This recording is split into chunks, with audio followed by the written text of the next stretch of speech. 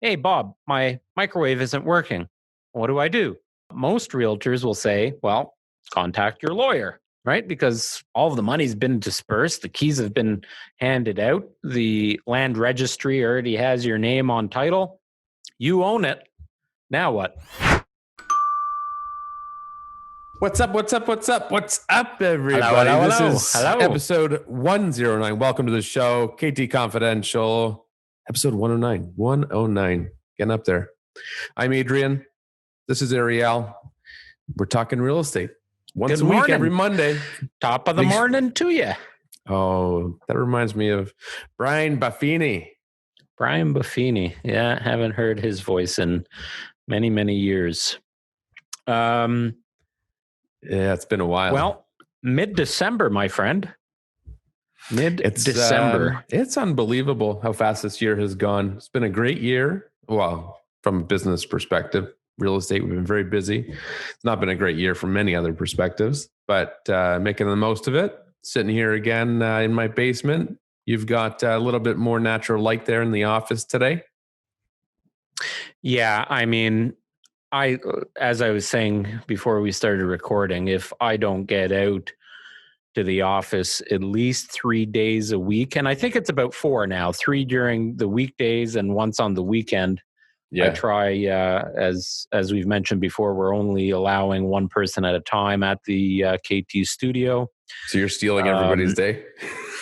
Well, like Steve Bruman has no need to come in here. The only reason he used to come in is to be around people and learn from us while we're sitting around and chatting about things. So if nobody's here and he's here by himself, might as well be in the comfort of his home. That's the way he feels. Jen pops in for a few hours on her day, which is Monday. She pops in for a few hours in the morning to prep for her week. Tuesdays is my day, so I spend most of the day on Tuesday here. And Wednesdays is your day. You haven't really been in much at all. I've not used my day once. Except for that one time we did come in together. That's right. That's probably something we'll take more advantage of as you and I, since our families are kind of quarantining together. Yes. And have that advantage. We didn't do that for the first 6 months, but in the last 2 months, I guess our wives got together and said, well, if we're both quarantining, our kids are going to go crazy without some kind of kid friendships. And they had already obviously known and played with each other for, it was a good idea. Considering we're next door to each other, it's kind of ideal. Yeah. So I think maybe in 2021, you and I will spend some more time. Fuck, we're paying for rent in this place. I know. Gotta use it a little bit, and it doesn't make sense for us to get rid of it at this point. But who knows? Maybe that's a consideration since we're all working pretty virtual nowadays. But that's one thing I do miss is the camaraderie and the team meetings and just hanging out with people working out of the office. I love that atmosphere. So I look forward to those days again. You know what? You take them for granted sometimes, right? Because we had that flexibility for the whole team to come in and out and would sit around the boardroom and have lunch and, chat about the previous day and deals that are going on and clients that we're working with, good experiences, bad experiences, whatever. And it's different. We try and do it virtually once a week at a minimum. And, we have coaching calls and things like that with the entire team. But, as an example, on tomorrow afternoon, I'm interviewing for somebody that wants to join our team in sales and as a realtor. And it's not the same, talking on the phone or even sitting virtually and in a Zoom chat, even our podcasts, right? I found that I produced a better podcast when I was sitting across from you at the boardroom and we had Ian at the end of the table working his magic. And so, you come to learn with it. But listen, everybody can sit and dwell on the year that was. I like to think I've had a pretty good year. business and personally, because you got to grow from these things, right? But Yeah. anyway, so today's topic comes in from one of our Instagram followers, Nicole Christine 088. And I'll read her DM to us verbatim. It says, as a first-time home buyer, I really have enjoyed listening to your podcast. You are all so engaging and all the topics are so relevant. Because I appreciate your info so much, I was wondering what your thoughts are on going to check out the new home prior to closing to make sure things are in order and as agreed to. Is this something you very much recommend? And also, are there any major things that one should pay attention to? Thanks in advance. So let's get Good question. right in. Actually, I've had this conversation with someone recently too. So it's a good timing. It's good timing. It's a good topic. I think it's a question that a lot of people have pre-purchase and during the what our American friends would say while you're in escrow. Yes. I'll start off by saying, okay, so I dug in a little bit more, and her purchase is a resale home. Didn't purchase it through anybody on our team. Not sure where this person lives or where the purchase was made, but we'll assume it's in the province of Ontario, and it's a resale home closing in January. So the first and most important thing to know is, what did the contract look like? Right. A lot of people don't know, and a lot of realtors miss this step. But if you read the agreement of purchase and sale for a resale freehold property, or pretty well any resale property, there isn't a provision that provides any warranty on chattels and fixtures. So if there is no addition or comments or anything made in the Schedule A that's attached to that agreement of purchase and sale, in the sense that those chattels and fixtures have to be working at closing, you will have an uphill battle depending on what's wrong with the home prior to closing or at closing. The other thing to consider that sometimes doesn't make it to the Schedule A and is not a pre-printed clause is, once your lawyer closes on the deal with the other lawyer, the deal is done and there's no going back. Well, and the question at that point, because there are circumstances where you have problems, and at that point, if you don't have a seller that's cooperating with, let's say you need to repair something or something's not working, what's the likelihood that if they don't cooperate, you're going to take it to court? Like, or to what extent? It's not worth the money. Well, that's your only option, right, Adrian? I mean, you let's say your lawyer closes and you get the call at 4:00 in the afternoon, says, congrats, the keys are here, the deal's done, you've closed. And you're all excited as a purchaser, you're all excited. You're like, all right, let's go get the keys. I finish work at 5. I'll pick up my wife. We'll grab the kids. We'll grab some McDonald's and head over to the new house. Why is that funny? That's what fucking happens. No, I know. I'm craving McDonald's for some reason. We were talking about it at dinner last night. We went to the Country Heritage Park. They have, I don't know if you've ever been to the Country Heritage Park. It's right by Kelso, a great hidden gem in Yeah, Milton. we were there, but it was for the Halloween pumpkin thing. So I've never really been there to explore. We were just driving around this thing there, but it's huge. Well, nice place. We went for the Christmas lights tour or whatever they have going on there. And we booked a time where it was giving us a buffer that we could have dinner in the car, essentially, still get home and bathe the kids and put them to bed without upsetting their schedule too much. And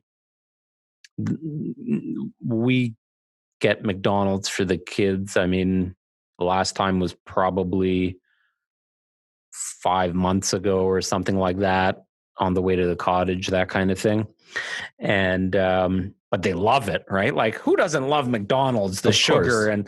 and everything that they put in there is just made to make it addictive to you. Anyways, so one of my kids calls it Old McDonald's, and wanted some chicken from Old McDonald's. So we had some chicken nuggets, and they were really good with the fries when they're fresh and salty. Oh my and, goodness.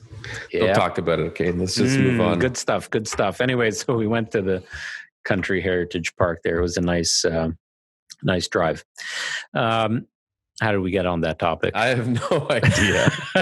I have literally no idea where Welcome to episode 109 of KT Yeah. Confidential, the real estate podcast. Today we are answering a question about first-time home buyer revisiting. Oh, you grabbed the McDonald's on the way after grabbing the key to the new house. Yeah. So listen, you get there at 6:30. Yes. Okay, and McDonald's is a little bit cold now, and built-in microwave is there. So you say, okay, I'm just going to throw my burger in the microwave real quick and warm it up. And wah, wah, wah. Oh, so this is where you were going. Now it all ties together. Broken Microwave isn't working. What do you do now? Well, the first thing most people do is call their real estate agent. Hey, Bob, my microwave isn't working. What do I do?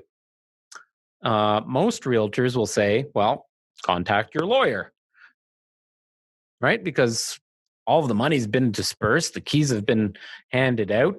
The land registry already has your name on title. You own it. Now what? Well, the lawyer's going to try and contact the other lawyer and say, well, this chattel might be a fixture if it was truly built in, but this chattel, we'll call it a chattel, yes, is not working.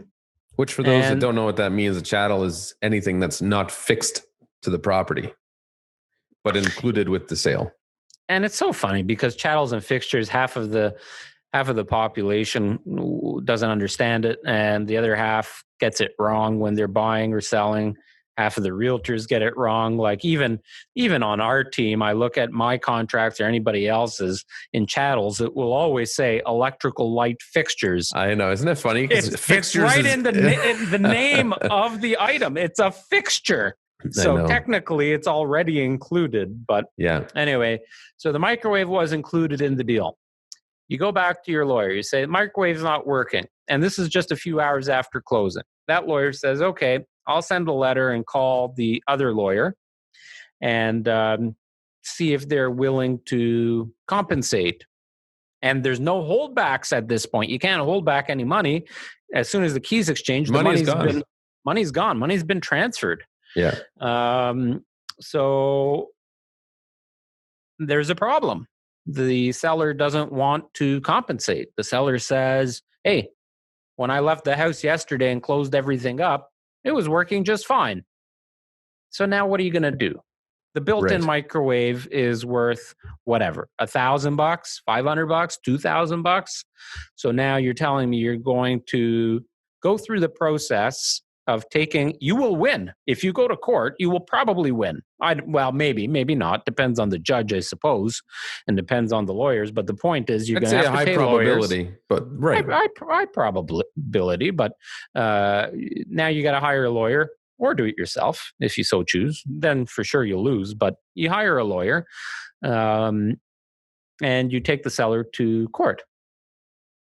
Now, how much time are you going to invest? And how much money are you going to spend, even if you end up recouping the court costs from the seller? Isn't your time worth something? And by then, you've already gone out and bought a new microwave.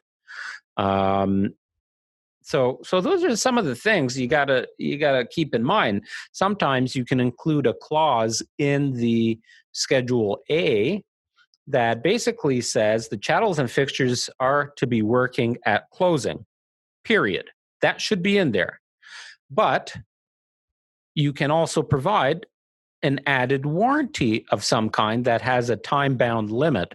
So saying the chattels and fixtures in this agreement are to be working at closing, have no liens or encumbrances on it, and there is a warranty that will expire 24 hours after closing, and after that, no further force and effect.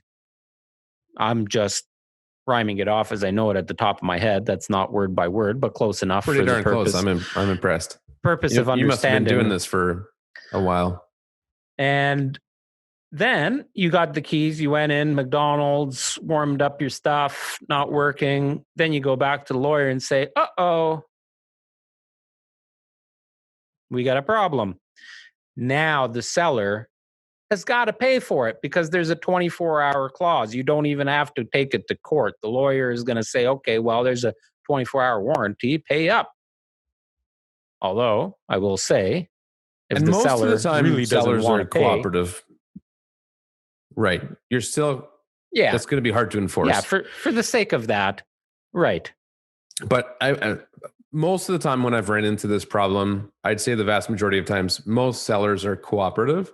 I mean, you may not get a brand new appliance out of it because you were getting a 5-year-old appliance to start. So what's the value of it at that point, right? So usually you come to a mutual agreement where the seller will compensate you by getting it repaired maybe, or giving you X amount of money towards purchasing a replacement for it, and then you could do what you want with the money.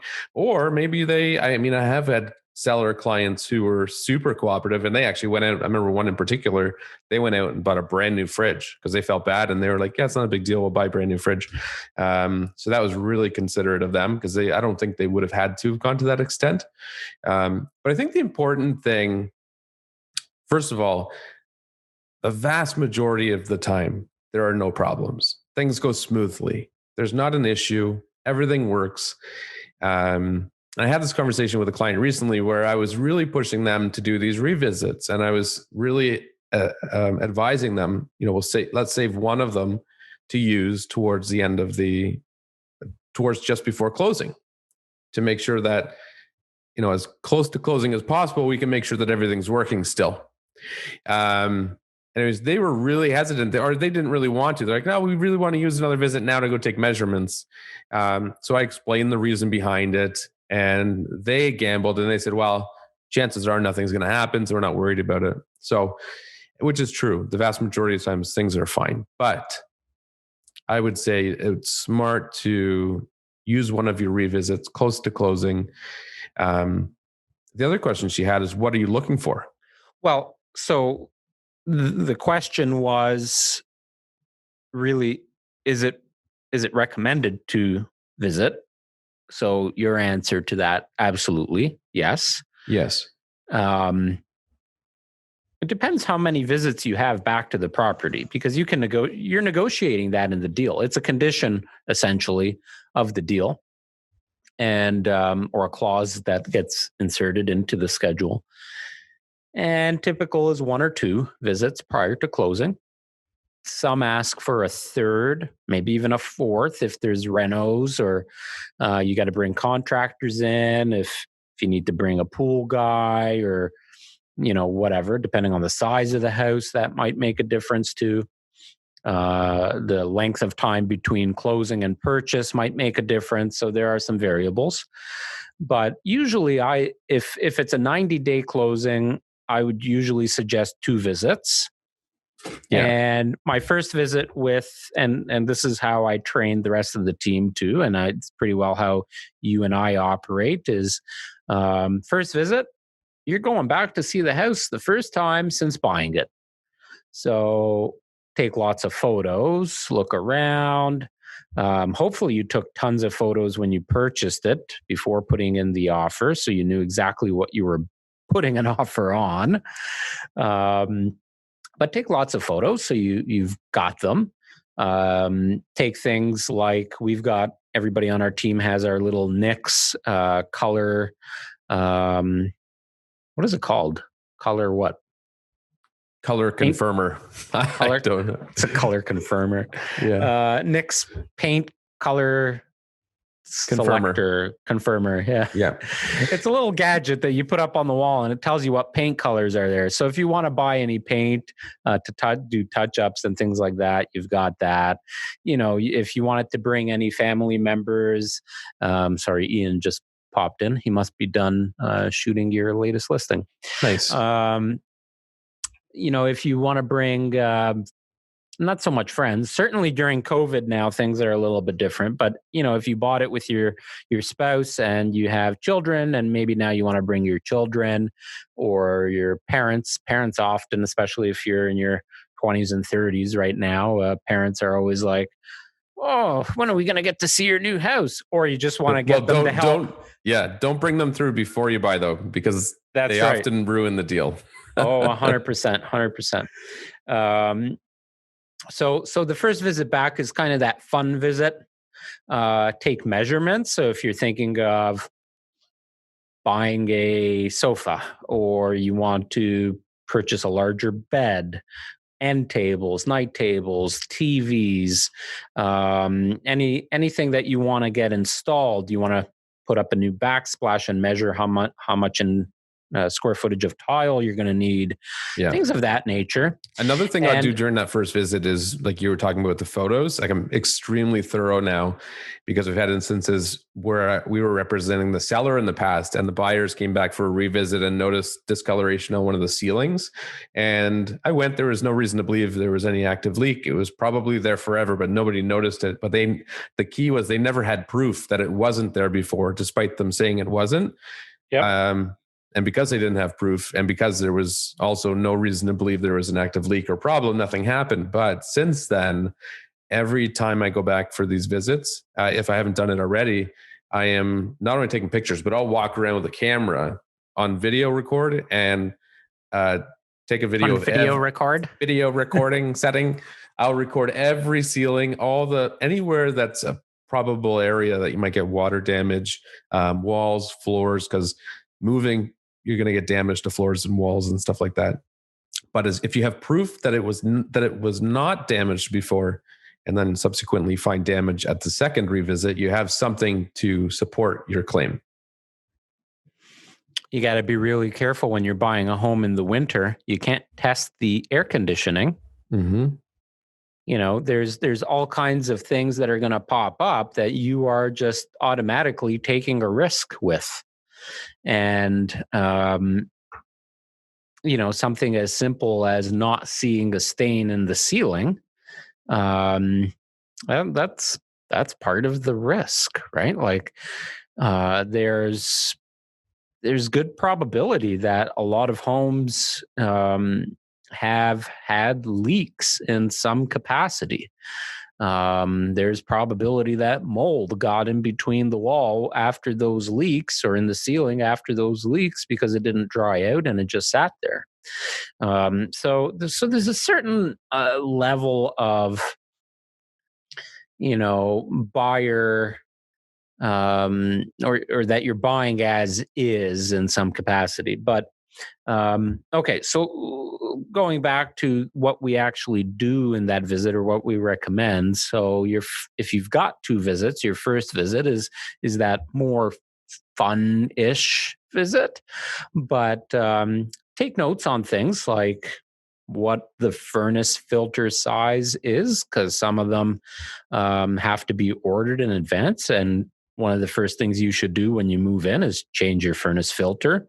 Yep. I always recommend getting your ducts cleaned and changing your furnace filter. And if there's carpet, get a carpet cleaned. Otherwise, you don't know what's in there, how dirty it is.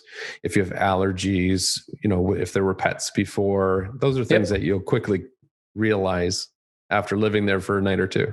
If the fridge, as an example, has a water and ice maker, water dispenser ice maker, that has a filter, I can guarantee you that a lot of the fridges will need, that filter will need to be ordered, especially if you want to save a few bucks on it. So you make notes, right? Like take a bunch of notes on everything. Now, what you should also do is check the operational status of everything that you're purchasing. So as the realtor, I will usually do that on the second visit. So the second visit is very much the thorough walkthrough. Let's make sure that everything we're paying for is in good working order prior to closing.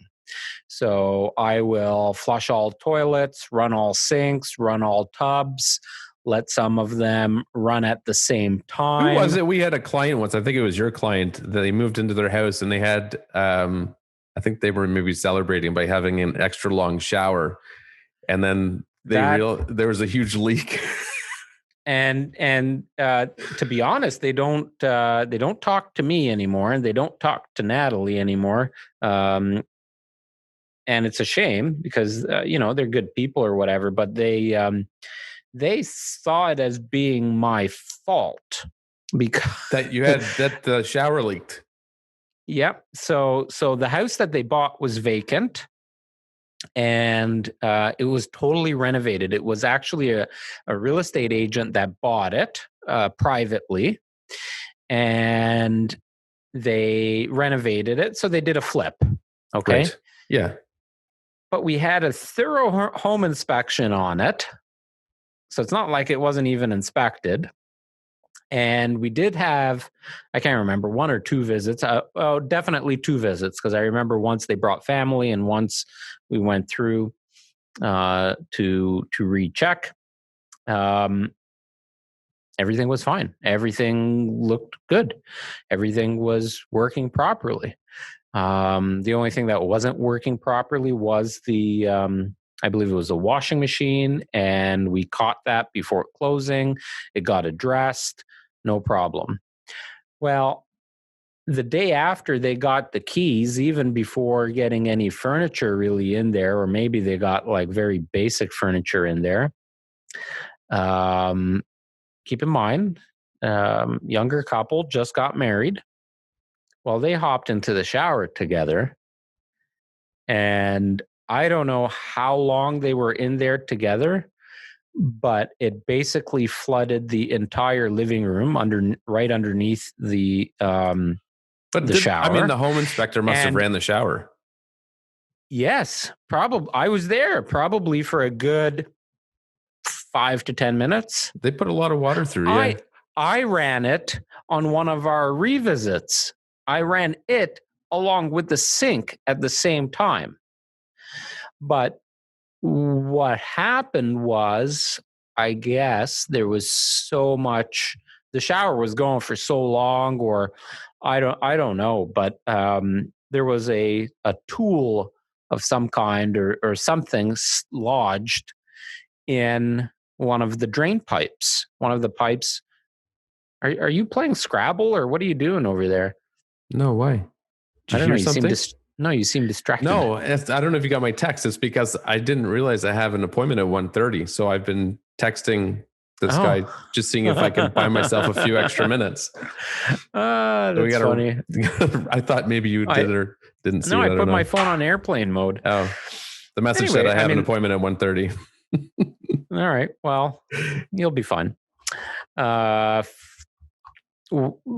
Anyway, so they ran the shower for a really long time. They were in it. Something was clogged in it, and it just started to leak and created a flood. Nobody's fault. I mean, not the seller's fault, not the realtor's fault, not their fault. But it happened, and they didn't find out until several days after closing. Yeah. Or a couple of days after closing. So there was no recourse. There may have been recourse to the contractor if you could prove it, but good luck proving it, right? So anything can happen, but you want to check to make sure everything's working before you pay for it. It's as simple as that. Yeah, I agree. One thing I think people don't do is home inspectors likely do it, but if you don't get an inspection, open and closing all the valves to plumbing fixtures. So under the sinks, the toilet, stuff like that, because a lot of those are seized. And then if there is a problem and you haven't done that, then you're stuck having to run all the way downstairs to shut off the main water. And by then you've flooded a room or two, if not 2 levels of your house. So I recommend people, Yeah, as soon as you move in or before you move in, make sure you cycle the valves, open and close them, make sure they function properly. You'll find many of the times they do not. So you want to get a plumber in to replace those.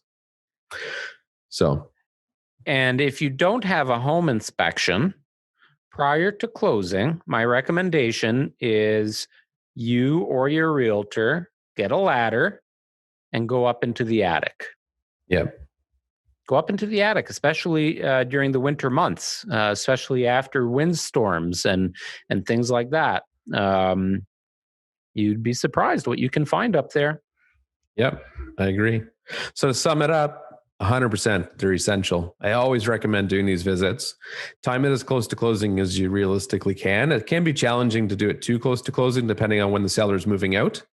In an ideal world, you do it after they've moved out, if you have that option, so that you can see the house with no furniture in there, make sure there's no damage caused during the move. It's a rare occurrence that you can coordinate like that, though, because most people are timing things pretty close to the same time as closing. But always do it and be very thorough. Take lots of photos, test everything. And if there is a problem, bring it to the attention of your lawyer immediately. Keeping records is huge. So emails, date, and time stamped. Very, very important. And throughout the entire process, you're buying and all your visits and getting the keys and going into the house for the first time, document it via your phone by taking photos and video and as much of it as possible. It's always good to have record, and that is time and date stamped too. Yes. And make sure if your realtor took all the serial numbers down that you've got all the right appliances there. There's one recently where I didn't include the serial numbers with the offer. And the client asked me why. And I said, because hopefully they're not there when you move in anyways. They were so bad. So it was a funny joke. Nevertheless, make sure everything that's supposed to be there is there. I don't know if you're frozen or just sitting really still. I think you're frozen. That's so funny. On my screen, you're just sitting there staring intently. I think it's on your end, pal. I don't know what's happening. I mean, anyway, I don't know if you can hear me. I can't hear you. We made it to the end of the podcast, episode 109 of KT Confidential. Thank you for listening. Adrian might be popping back on. I'm not sure. Signing off. I don't know if he's been having a lot of technical difficulties lately, so send him a message and tell him to upgrade his Wi-Fi at home. Episode 109. Thank you for listening. Thank you for watching KT Confidential, the real estate podcast. We'll see you and you'll hear us next week. Bye-bye.